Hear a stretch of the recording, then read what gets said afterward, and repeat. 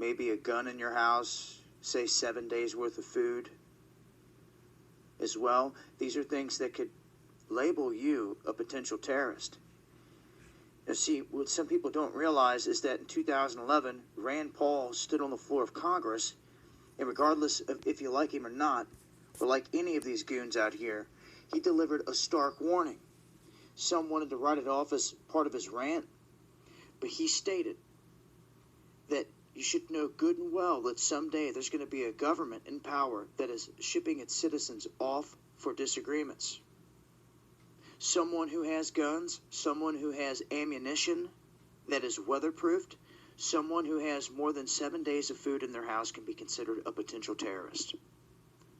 Well, as a follow-up, Washington Weekly News decided to go to New York's Division of Homeland Security, and what they discovered was that there was basically snitch letters posted telling people that if you see something, say something. If you see somebody come in here buying MREs, you need to call this number and let us know.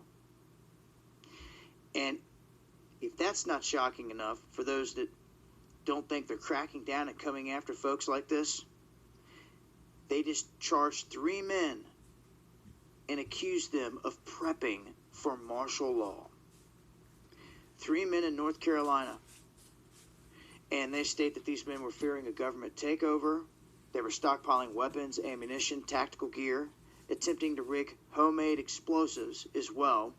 And that's probably what brought the whole thing down for them, is someone caught wind of that. And they said that they openly spoke about their opposition to Jade Helm 15. Are these men taken down by the feds as preppers?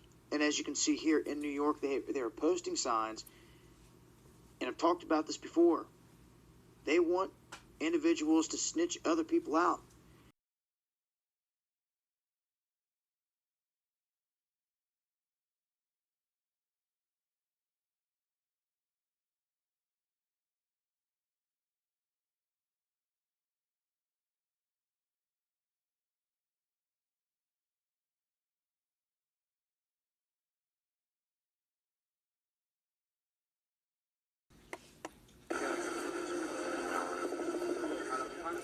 Four dead in Jerusalem attack.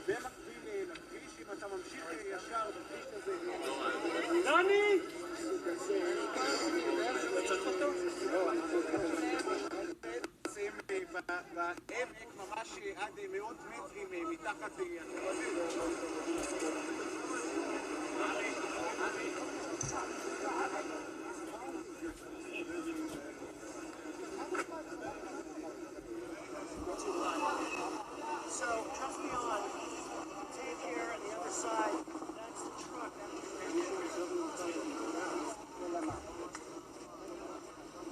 Breaking overnight, violence in Ukraine has intensified in what could become President Trump's first test on foreign policy and a possible showdown with Vladimir Putin. Heavy artillery and rockets hit residential areas in eastern Ukraine amid a new outburst of fighting between government troops and Russian-backed rebels. At least 9 people have been killed, dozens others injured. The U.S. State Department put out a statement saying the United States is deeply concerned with the recent spike in violence, and the UN Security Council called for an immediate return to the ceasefire.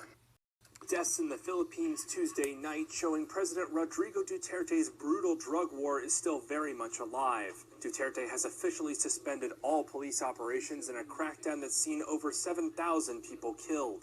Local media reported one rare day without bloodshed on Monday, but on Tuesday night, Reuters was at the scene of 2 new murders. One body left riddled with bullets after bikers opened fire, and a recovering addict chased down and shot.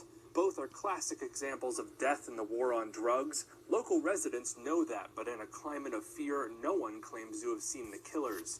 Under new rules from Duterte, police can't enforce drug laws for at least a month while they focus on cleaning up corruption inside the force. But the president has told a group of soldiers he may turn to them for help. Last week, Duterte said he won't declare martial law, but threatened it anyway. And I want to say, why are you declaring martial law? Because I have to preserve the Filipino people and the youth of this land. For now, the drugs war has been handed to a much smaller anti-narcotics agency after news surfaced that officers kidnapped and killed a South Korean businessman last year. Rights groups tied the businessman's death to the drug war, saying police felt protected by the president's promise to shield anyone involved in the crackdown.